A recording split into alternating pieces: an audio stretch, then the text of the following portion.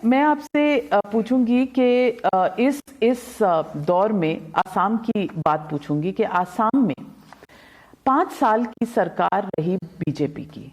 सर्बानंद सोनोवाल आपके chief minister रहे, लेकिन इस बार जब आप इलेक्शन में गए तो आपने उन्हें प्रोजेक्ट नहीं किया। प्रोजेक्ट क्या करना, वो मुख्यमंत्री ही है आसाम के।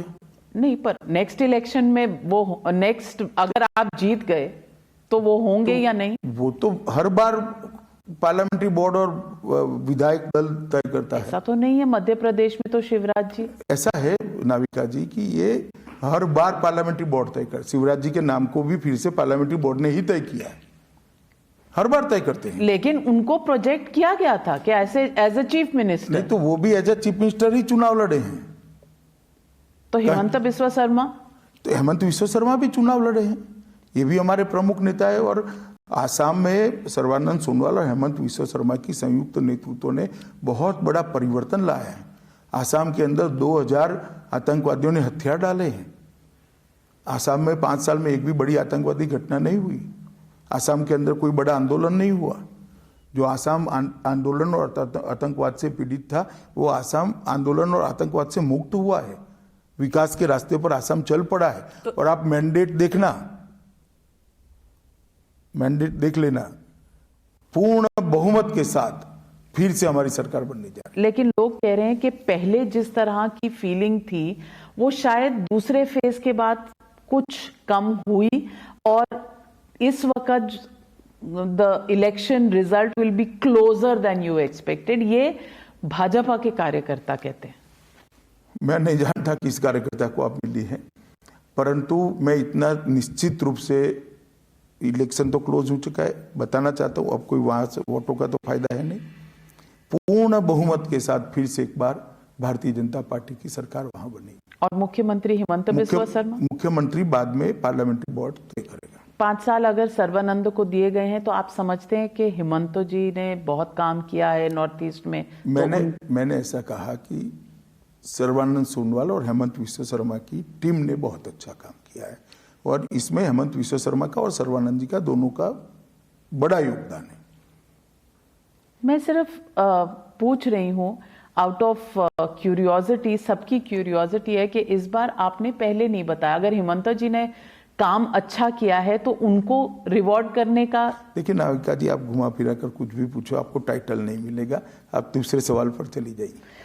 पुडुचेरी की सरकार, छोटा सा एक राज्य है, 30 सीट की असेंबली है, लेकिन चुनाव से थोड़ा सा पहले आपने कांग्रेस की जो सरकार थी उसको डिस्टेबलाइज कर दिया, और वहां पे आपने उनको माइनॉरिटी में कर दिया, और अब आपकी अलायंस जो है वो फेवर्ड अलायंस फॉर विक्ट्री दी। ये बीजेपी के बारे में कहा जाता है कि आप पॉलिटिक्स ऑफ विनिंग से कभी अपनी आंख हटाते नहीं। इसके बारे में तो हटाना भी नहीं चाहिए, पर उस सरकार को डिस्टेबलाइज करना चाहिए। मैं पॉलिटिक्स ऑफ लूजिंग करने के लिए नहीं हूं। पॉलिटिक्स ऑफ विनिंग से किसी भी पॉलिटिकल पार्टी ने आंख नहीं हटाना चाहिए। जहां तक पांडिचेरी का जो मूल सवाल आप पूछती हो, मैं तो फिलोसॉफी कह रहा हूं, मूल सवाल जो आप पूछती हो इसको मैं एक्सप्लेन कर दूं आपको 2 मिनट के अंदर। वहां चुनाव आ गया। चुनाव के वक्त 5 साल जिस तरह से सरकार चली कांग्रेस पार्टी की, रैम्पर्ट करप्शन, और कोई चुनावी घोषणा पत्र का वहां वादा पूरा नहीं हुआ। कांग्रेस के लोगों को, अगर विधायकों को कांग्रेस छोड़ना है तो इलेक्शन के 20 दिन पहले छोड़ा है उन्होंने, और बाद में हमने क्लेम नहीं करा। हम कर सकते थे मगर हमने क्लेम नहीं करा। तो इलेक्शन इतने पास थे, आप कैसे क्लेम तो इसीलिए कहता तो ये सरकार, अगर हम 1 साल पहले गिराते थे तब तो आपका आरोप ठीक था।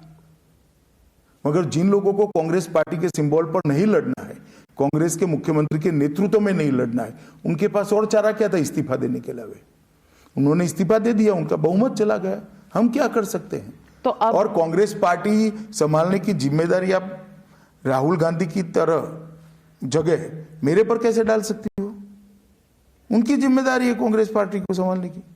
हाँ, तो कांग्रेस पार्टी तो केरल में, जहां हर बार ऑल्टरनेट होता है, एक बार कम्युनिस्ट जीतते हैं, एक बार कांग्रेस की यूडीएफ जीतती है। अब राहुल गांधी वहां से वायनाड के एमपी है, लेकिन वहां पर भी कांग्रेस को ऊपर नहीं ला पा रहे। इसका कारण आप क्या समझते हैं? मैं क्यों समझूं, मैं क्यों इतना एनालिसिस करूं राहुल जी का? उनकी पार्टी के लोग कर ही रहे हैं। बीजेपी का तमिलनाडु और केरल में आपने कई सभाएं की, वहां पर कई रैलीज को एड्रेस किया, लेकिन लोगों का कहना है कि आपका वहां भी अस्तित्व है नहीं। जिस स्टेट में आपका अस्तित्व नहीं है, एंट्री नहीं है, और साउथ में कई ऐसी स्टेट्स हैं, तो अमित शाह जी 2024 के चुनाव के लिए क्या साउथ आपके लिए सबसे बड़ा चैलेंज नहीं रहेगा?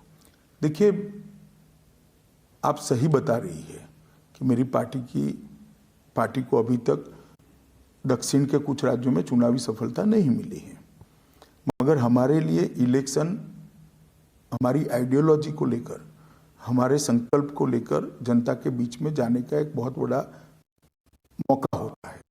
इसलिए हम प्रचार करने जरूर जाते हैं, चुनाव भी लड़ते हैं। कि थ्योरी से देखें तो हमारे पास मणिपुर में भी कुछ नहीं था, त्रिपुरा में भी कुछ नहीं था, आसाम में भी कुछ नहीं था, बंगाल में भी कुछ नहीं था। अब सब जगह हमारी सरकारें बनी है, बंगाल में बन जाएगी। उत्तर प्रदेश में हम 5वें नंबर पर थे। तो कोई भी पॉलिटिकल पार्टी होगी, अपने प्रोग्राम को लेकर, अपनी आइडियोलॉजी को लेकर चुनाव में जरूर जाना चाहिए, जनता के पास जाना चाहिए। जनता जो फैसला दे वो फैसले को स्वीकार करना चाहिए, और 2024 में अभी काफी देर है।